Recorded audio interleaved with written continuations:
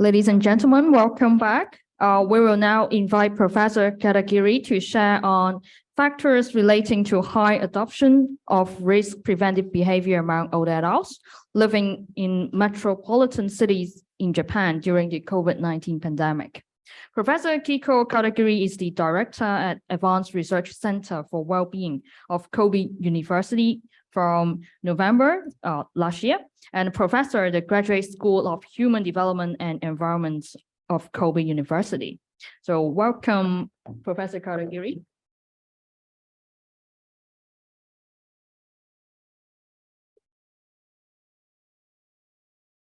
Good afternoon.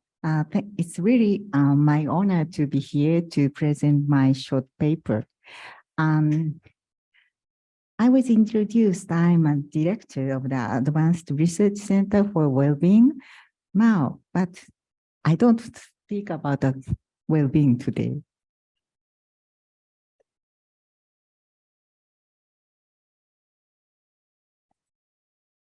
So similar to the Korean's presentation, I want to share the general situation under COVID-19 in Japan.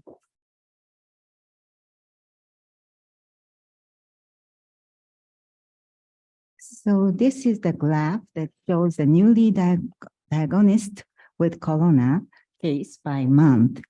And we found the first case in 2000, January, and until the early 2021,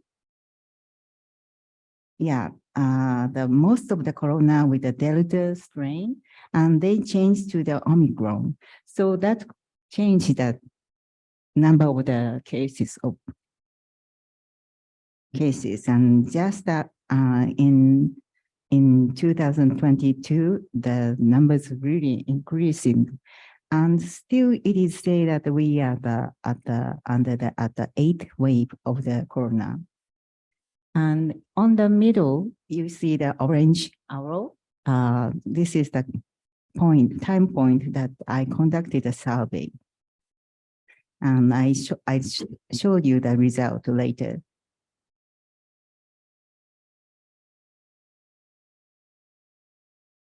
This is the distributional breakdown of the severe cases by gender and age at the time point of 2023, February 14th.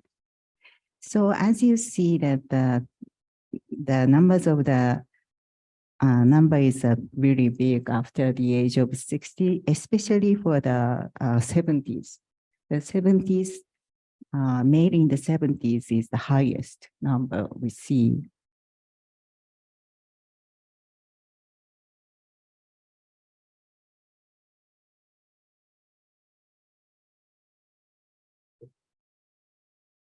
And this graph shows the cumulative number of deaths by gender and age from the 2020 until now.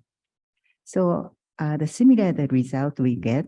So you see the big number at the peak of the male in their 80s, and for female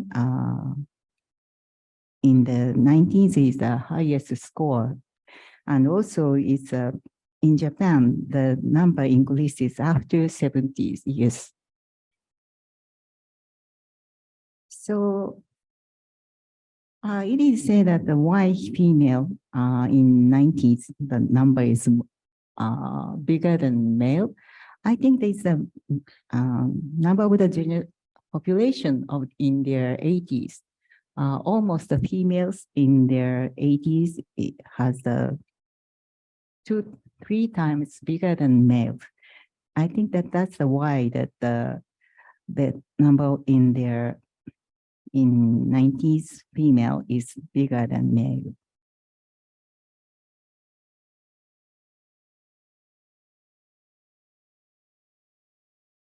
So as a government with other countries, Japanese government took many measures to fighting with the coronavirus. So they made a many advertisement like this. So as you see, they're in the advertising, the left one says that using the mask and washing hands, and so keep distance from other people. And in the middle, it says that keep distance from other people. And on the right one, it says that you can have a party in a small group, but when you just drink and having food, you can take off the mask. But other time, you need to wearing mask, even in the party time.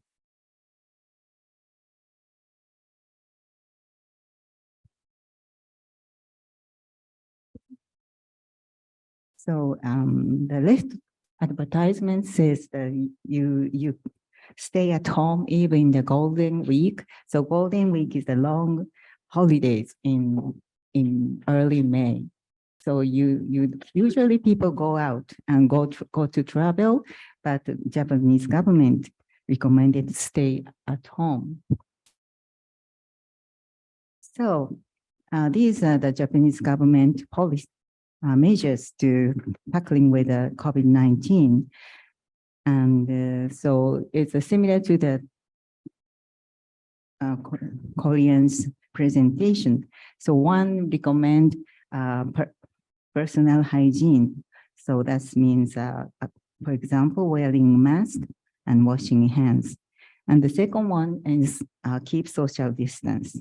So not going out, not eating together. So doing the remote work, and university was recommended to have a remote classes and no big events.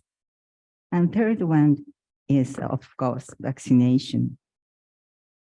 But it's very unique for Japanese government.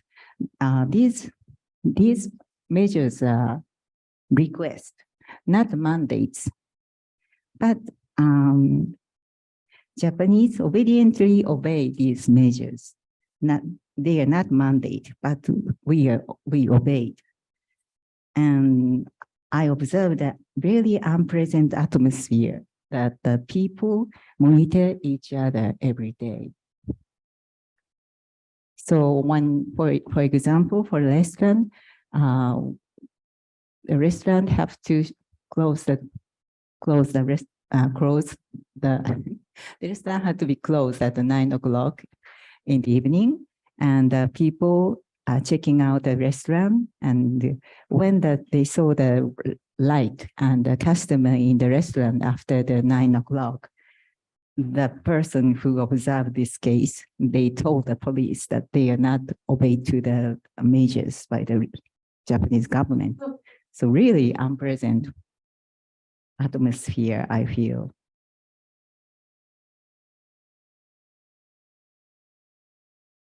So this situation continues 1 year, 2 years, and finally we got 3 years of this unpleasant situation.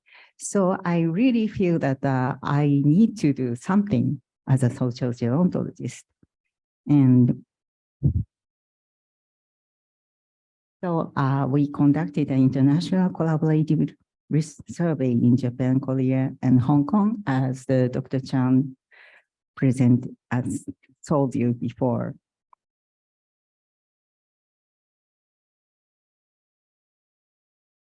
So we are really, I feel really rarely for all the adults. So they have to stay home, and usually Japanese people keep their health status by keeping very active life. So going out and doing exercise and going out to engage in some social activities. So it is said that the active life is the really good measure to keep their health. But under the COVID-19, they are prohibited to do that. So I really feel worried about all the adults. So I I think that we need to do something as a social gerontologist. I told my worries to Dr. Chong and Vivian, and Dr. Chang said that let's conduct a comparative risk survey, and we need to know what happened to the old people. And Vivian is always very positive person, and we can learn something each other. So if we can notice that the other countries' good measures, we can imitate and introduce to their own country. Then these three lady researcher plan to do the comparative research. And as Dr. Chan said, we created a questionnaire, and unfortunately, we cannot see each other on face-to-face, but doing some Zoom meeting and exchanging many emails and make a questionnaire. But unfortunately, we have not created one data set for including 3 countries' data. So it's time to do that now. But today, I want to introduce the data, the result in Japan.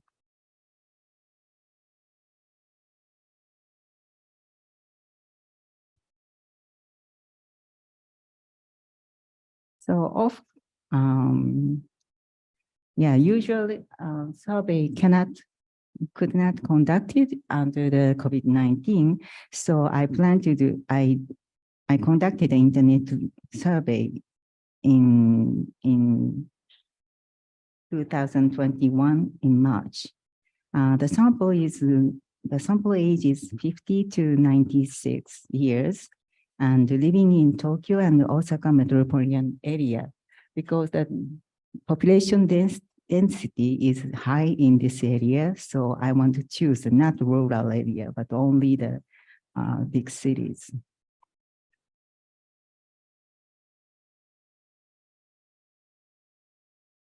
It says that the battery is low.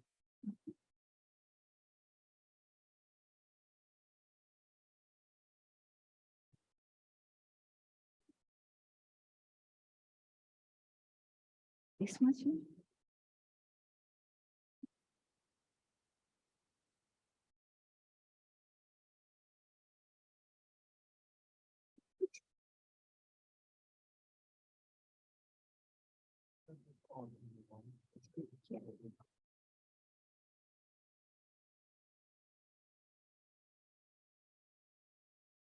So we got almost 900 samples.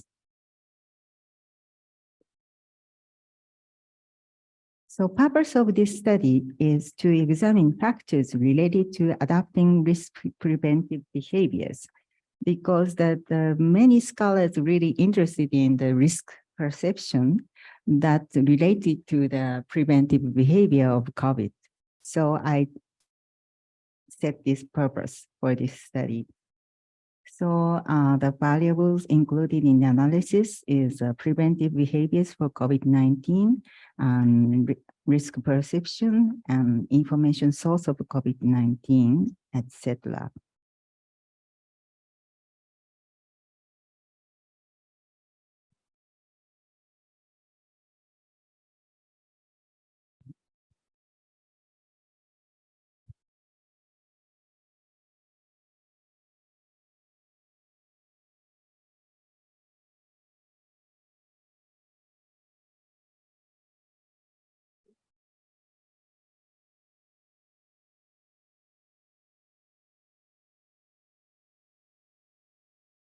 So this is the demographic characteristics of the respondents.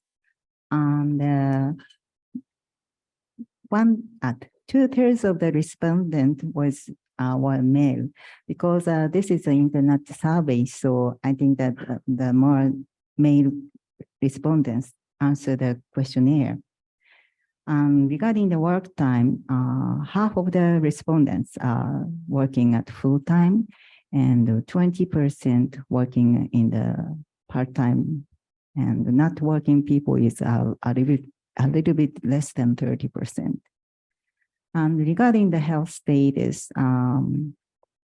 two-thirds person says so, and the finance situation, more than half person said they are fairly good. And regarding the educational level, usually the internet survey, the sample is biased to the higher education, and this sample is also the same. So more than half, so 55% is the university graduate people, and only the junior high school graduate is only 0.8%. Regarding the marital status, 71% is married, and living alone, people who living alone is 18% of the people living alone. And this is, I think that I write the opposite way. Two-thirds of the persons say they have a children, and mean age was almost 60 years old.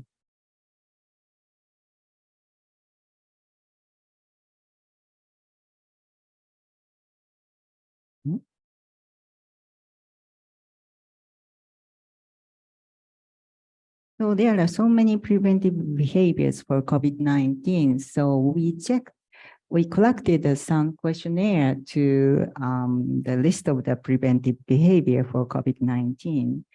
And I do the explanatory factor analysis and find 3 factors. So one is social distancing, so avoid going out and avoid social events like that. And the second factor is the personal hygiene. It's easy to understand, washing hands and wearing a mask. And one more factor I found that it's I named as a proactive coping behavior. So that is consists of exercise regularly, took an extra supplement, and ate a balanced diet. So this factor shows that very positive measures and by the coping with the COVID-19.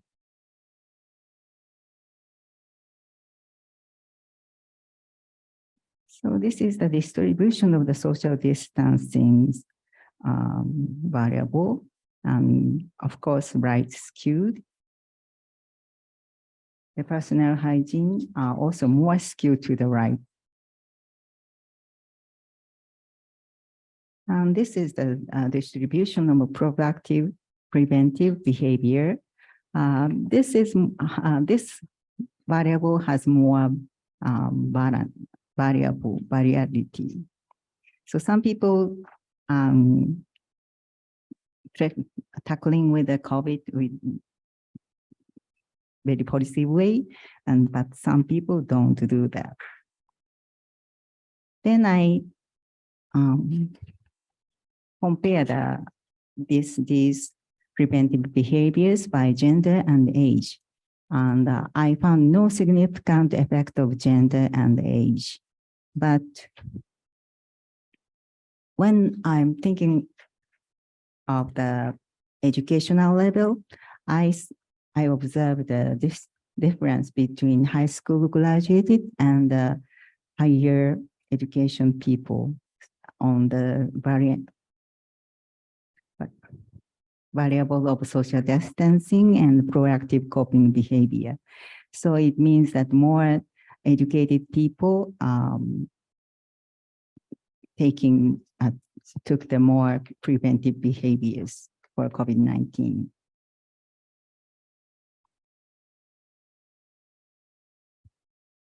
Then this is the result for the risk perception.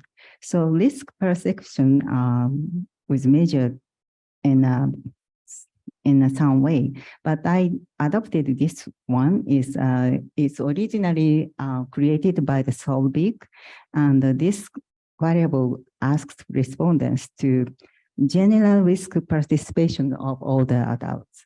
So not personally, but generally all the people, they are thinking that all the people are the high risk or not. And Solvik, original Solvik questionnaire includes many variables, but I collected the data from the risk on the disease. So I listed 13 disease and get a good result of from Baka up. So I sum up the scores to generate the general risk perception.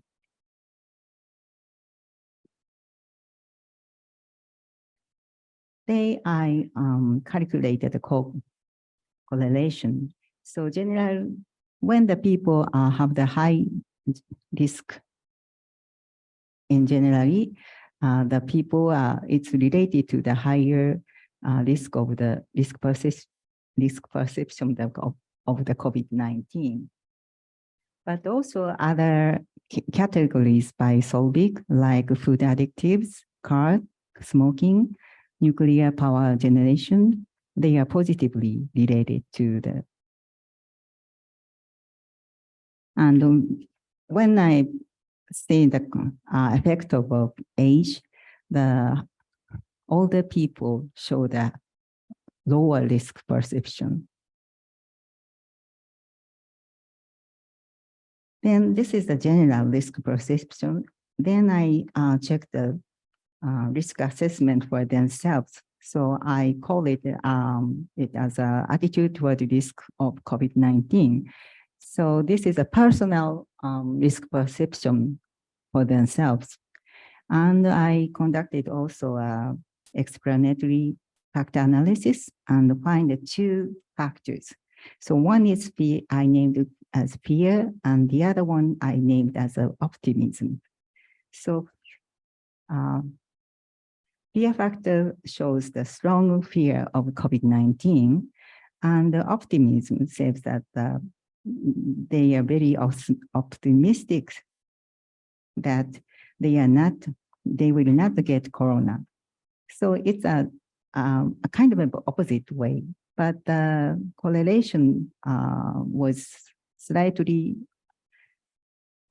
correlated positively.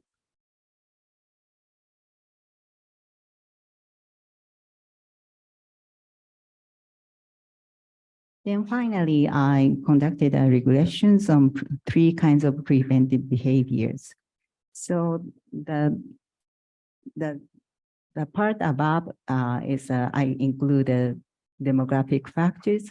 In the middle part, I put in the risk perception things. And the third one is made of the variable, the information resource of the COVID-19. So the information resource of the COVID-19 was categorized in 4. So one is mass media, second is internet, and third is personal network, and fourth is the public information. And in the public information, I include the information from Ministry of Health, Labor and Welfare of Japanese government, and WHO, and health officials, and healthcare professionals. Then I divide it by male and female and get the results.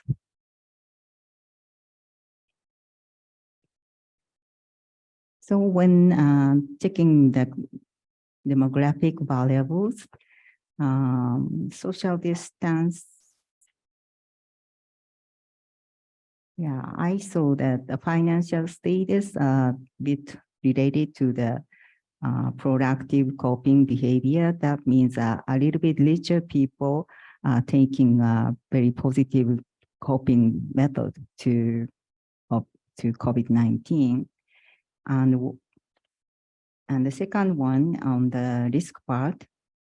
So general risk perception are related to promote social distancing for female and personal hygiene for both sexes and proactive coping behavior for female. And the strongest variable related to the preventive behavior is a fear of corona. The person who fear of corona taking the preventive behavior more strongly. And the third part, information resource. So I feel a little bit disappointed because of the public information has a little only one proactive coping behavior for male. Public information was effective, but other social distancing and personal hygiene, the public information are not utilized by the older adults. And instead, internet and personal network, people get the information of the COVID-19. Of course, in the resource of internet, this is the internet survey, so people can use internet compared to the general older peoples.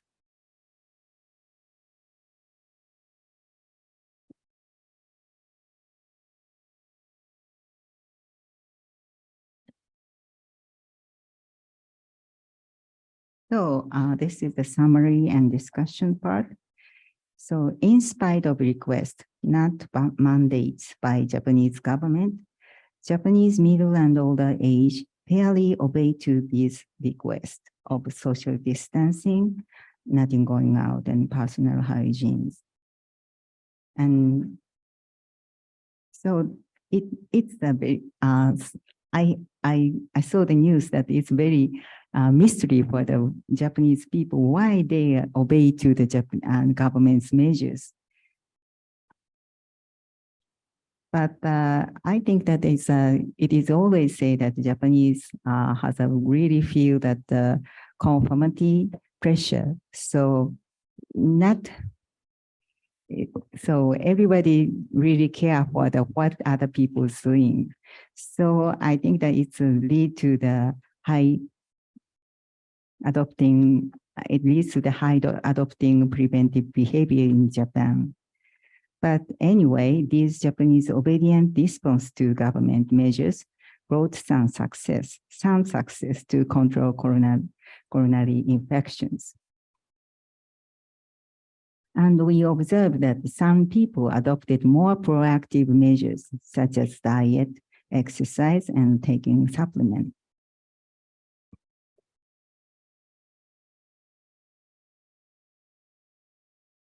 And regarding the risk perception, so general risk perception and the fear of corona infection lead to promote risk preventive behaviors.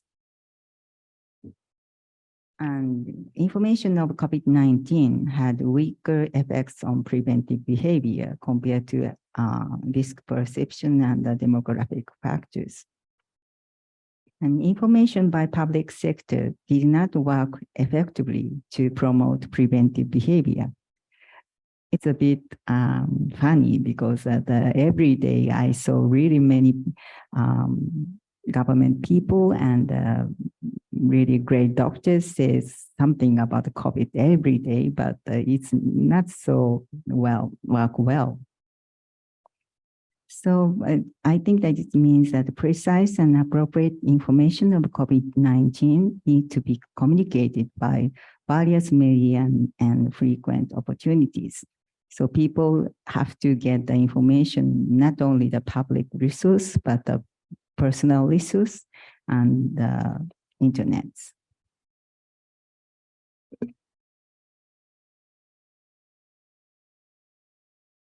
So future directions. So today, Dr. Chong and Dr. Lee present the result of our data, their data in Korea, and I present a part of the Japanese data, and maybe tomorrow, I'm not sure, but Hong Kong data will be presented, but we need to merge the data and compare. We've already compared the really simple statistics, and still we observe the many differences among the 3 countries. So it may be very fruitful to compare the data. Yeah. And after that, I need more collaborators on this topic from other countries. We are very welcome. So that is my presentation. Thank you.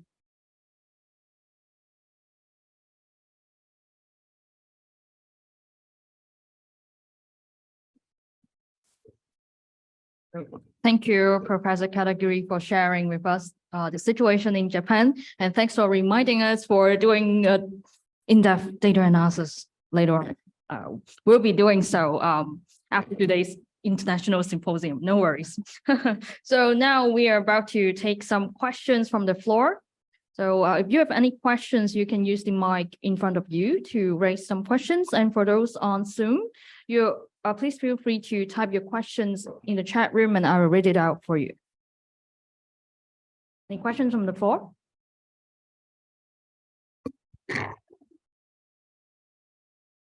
Thank you, Professor Katagiri. And thank you for the presentation. You mentioned about how different ways of communication, so different media means would affect people's protective behaviors or proactive coping behaviors.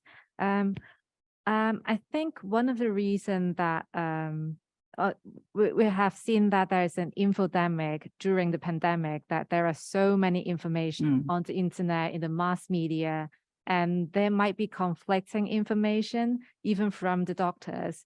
Do you think that would kind of affect how people trust the media and how they react to the media? So even if there are many promotion in the mass media, they might not be able to get which one would be the best suggestion and do the proactive or protective behaviors. Yeah, thank you for your question. Not from my research data, but it is said that general trust of Japanese is lower compared to the other countries. And also not only the general trust, but also the trust in some organizations also very low in Japan, especially for government and mass media. So people cannot trust government saying, and also we observe, we can get the news from other countries, and we observe the many differences taken by governments of other countries. So then we turn to the Japanese government. Why our measures, the Japanese government measures is different from the other countries? So I think that that makes us more untrustful for the Japanese government's recommendation, saying measures. So, and also the mass media also we don't trust much, and so wise and enough e-literacy people checking the measures in Japan and other countries and compare, and they are taking some preventive behavior and judge what is good for me and good for my family. Then they do some preventive behaviors. So I think the most serious problem for Japanese is we cannot trust. We cannot trust Japanese government and mass media recently. It's really the trust scores compared to the other countries. Thank you.